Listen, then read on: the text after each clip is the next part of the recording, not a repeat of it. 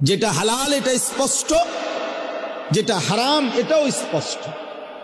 নবীজি বলেন, আমি অন্ধকারে রেখে যাই নাই উম্মতকে, একটা সেকেন্ডের জন্য আমি আমার উম্মতকে আড়ালে রেখে যাই নাই, সবকিছু আমি স্পষ্ট বলেছি। হালাল গুলো পরিষ্কার করে দিছি, হারাম যা তাও স্পষ্ট করে দিয়েছি।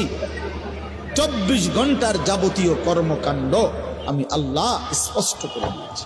ওই দেখেন ওই অপদার্থ ছেলেটার দিকে এক নজরে মোবাইলের দিকে তাকায় গেছে, কারে বলে কি ওয়াজ করে এর কোন খবর। এটা ধরে রাখছে মোবাইল, এক নজর একদিকে হালাল।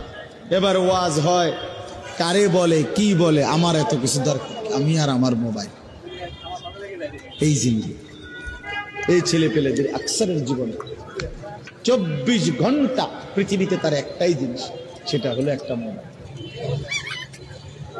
এটাই তার মা, এটাই তার বাবা, এটাই তার আত্মীয়, এটাই তার স্বজন।